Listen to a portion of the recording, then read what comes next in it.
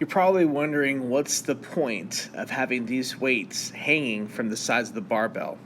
Right here we have Dhimitri performing the hanging band dead squat. So as you watch this video, he drops down to the pins, comes up, and performs a rep.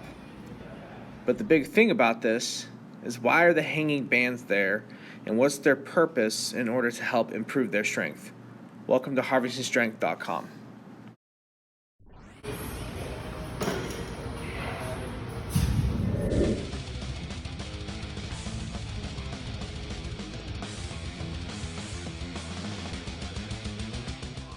Right now we're going to talk about that hanging band squat. What you'll see in a minute is, again, Dhimitri doing the hanging band squat, but also we're adding that dead component. Basically what I'm doing with this movement right here is trying to help this lifter improve their performance with the barbell, especially at that peaking phase.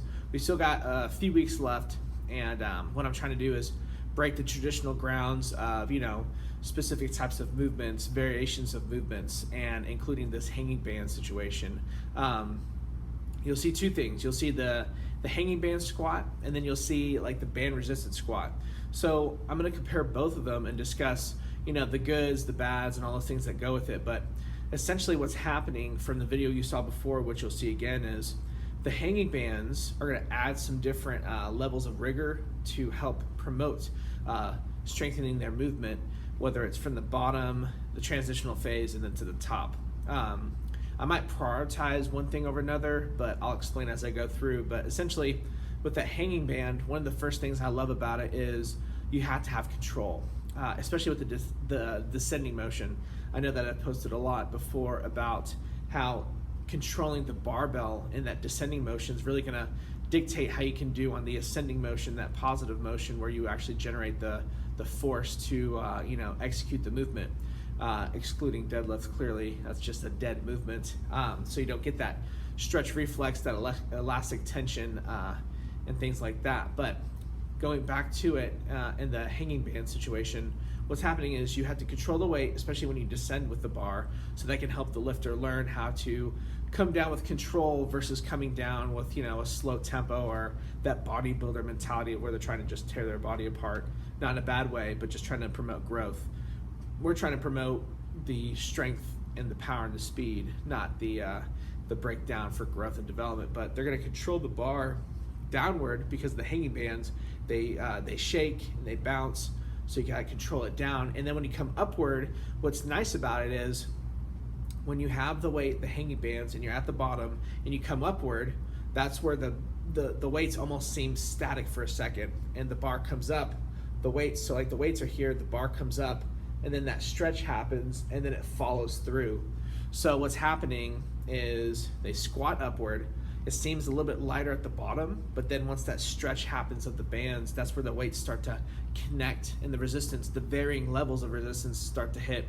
And then you see that wall the lifters hit when they're lifting and they're having to fight through it.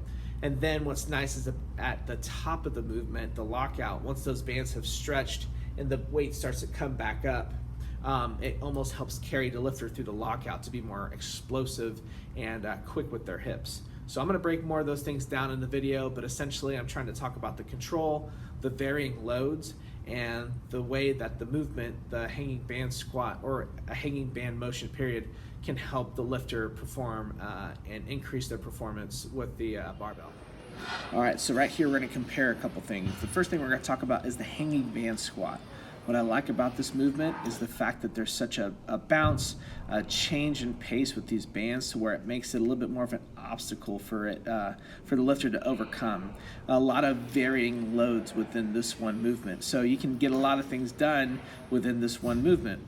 Now, something else that kind of seems similar is the band resisted squats. So what's interesting about this is it's heavy up top, but it's lighter at the bottom. So as he drops to the rack, it's lighter, so he can explode out of the hole, but then as he comes up, he has to work on his lockout. So, there's consistency with that, but the inconsistencies about the hanging band squat kind of make it nice. So the first thing I like about it is the initial instability.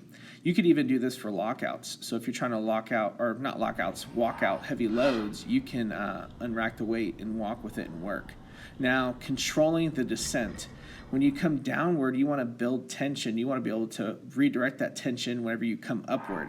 So right here at the bottom, you come up with speed, the band starts to stretch, and then seeing the bounce occur, those varying levels of resistance help you with that transitional speed, that transitional hurdle where most people lose their weight during the lockout. And then as you lock out, you see how the weights bounced. What's happening with that is the weights finally catch up and they start to loosen up near the top, so your lockout gets lighter, and then you can actually work a more vicious hip extension at the top. So right here, you're coming up, the weights are starting to fly, and now he locks out with speed. If you guys have more questions, please check out my website, harvestingstrength.com. Thanks again for tuning in.